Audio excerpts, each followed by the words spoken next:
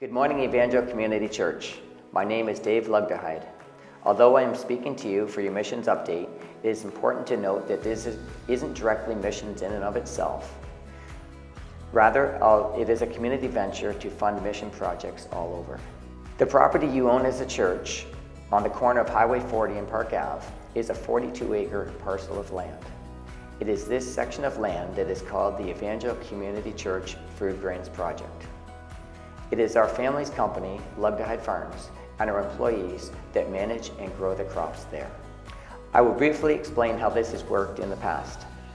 We approach various companies in the community to solicit donations for inputs such as fertilizer, chemicals, and seed. Our company provides the machinery, labor, and marketing. The money raised from the sale of the crop is sent to the Canadian Food Grains Bank.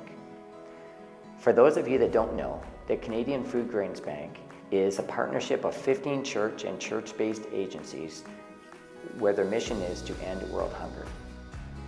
ERDO is one of these agencies, and ERDO stands for Emergency Relief Development Overseas.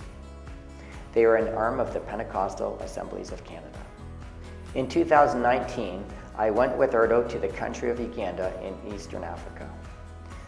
ERDO directly works with and through the local churches there.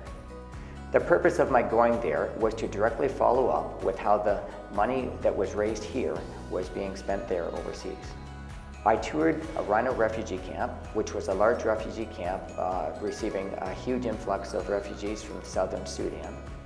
I also visited numerous farming projects, an orphan home, and saw many drilled and water wells that were drilled and being drilled. Overall, the money that was raised here is being put to good use, and the people that we're helping there are very grateful for our help and generosity. An awesome thing about linking ourselves with a Canadian Food Grains Bank is that it is one of the highest rated charities in Canada. Their rating, transparency, and efficiency is so high that the Government of Canada sends millions of dollars to them. As a result of this, many of our projects are matched 2-to-1, and in some cases, with really high-level emergencies, even 3-to-1. So that means for every $1 that we raise here locally, there's $2, if not even $3 that make it to the people in need overseas. Now here's the best news of all. All of the Ugandan projects are funneled through the local church. These local churches know the needs of their local community best, and therefore they know who can handle the assistance and who cannot or should not.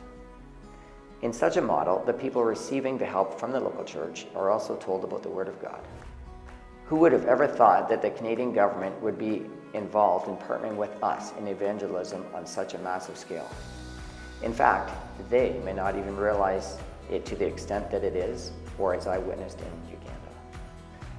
So in closing, our Food Grains Project is a huge success that reduces world hunger, teaches sustainable farming practices, and evangelizes to millions. At the beginning, I mentioned how the inputs for crop production was raised in the past. Unfortunately, this model isn't working as well as it once did. Over the last few years, companies have struggled, merged, and even been bought out by US companies. The level of giving has dwindled. As far as I know, our acreage is up there with one of the largest in Canada, and therefore it requires substantial inputs that have skyrocketed in cost. So stay tuned for a model of securing inputs, a model that will still utilize the old method, but include more directly you, the people, the church, to help with the shortfall. Together then, we can continue being the hands and feet of Jesus to the world for years to come.